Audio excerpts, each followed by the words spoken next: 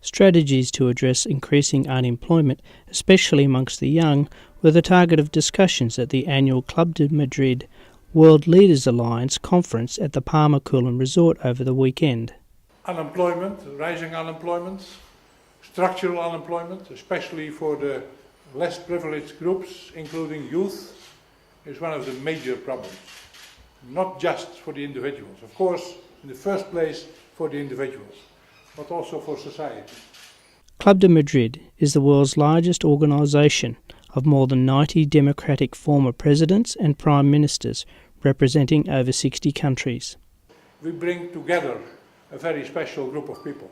Not only ourselves, we are very special of course, former prime ministers, former heads of state, but academia, business world, scholars, all kind of international organizations, ILO, OECD, other multilaterals. So a unique bunch of organizations and individuals who can contribute to an enriching conversation and conference. So we are an ideas brigade. We obviously have the power to convene because of our former roles.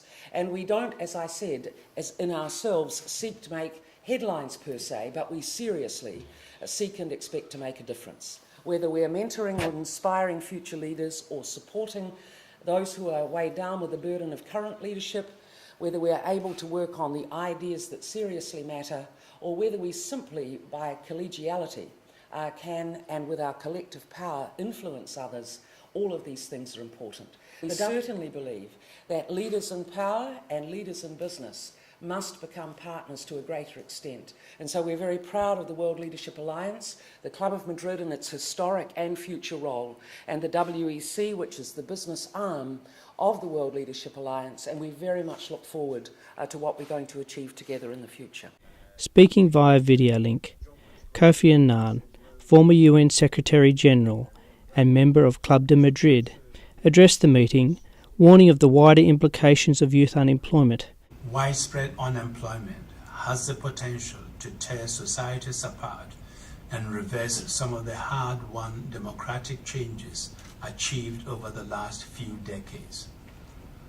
As former world leaders, you can bridge the intergenerational divide and champion the principles of democracy which come under threat whenever disillusioned and disenfranchised populations lose faith in their own institutions and in the political process at large. The grievances of young people are understandable. They have been the least responsible for the economic downturn, yet have paid the heaviest price in terms of lost jobs and dashed prospects. There is a strong sense amongst many of the young that while some financial institutions were deemed too big to fail, they are too small to matter.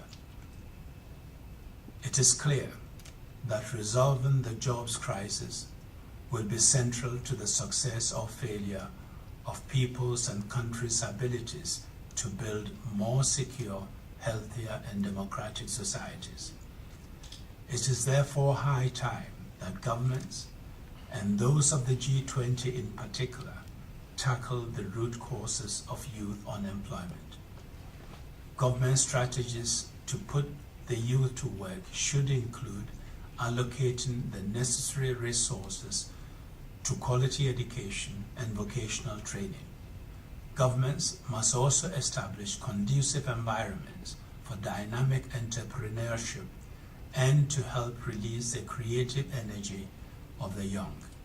Clive Palmer was also keen to promote the need for better education. The cost of 1 year's unemployment is more than the cost of 12 years' education. But then you've got to ask yourself, what's good of it to have a great education, great training, if there are no jobs? So it's really being able to hit the right policy issues to make sure that there's demand, domestic demand and foreign demand that can be met, and make sure you've got the right education system that can do it. I mean, education is not a good social policy, it's a good economic policy as well. The relevance of holding the conference in Australia is significant, as Australia takes over the presidency of the G20.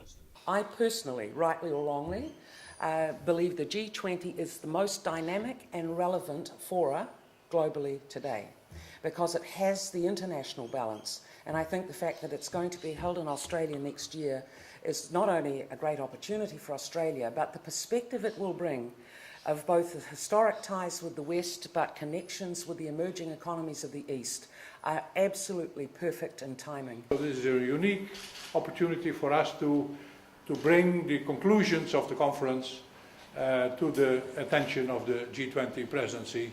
The conference has also been important to draw attention to Australia and to the Sunshine Coast in particular.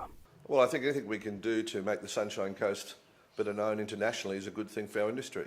We suffer in the Sunshine Coast because of the tyrannies of distance, that people don't realise how good it is to be here.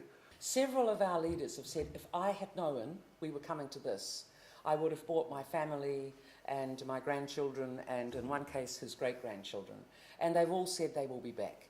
So I think it is an illustration that when you have events like this, and you can delight and surprise by allowing people to have their expectations exceeded. So at many levels, Australia is telling its story to a bundle of international leaders who are hugely influential, and I'm sure who will go home and talk about their experience as well as the work we do.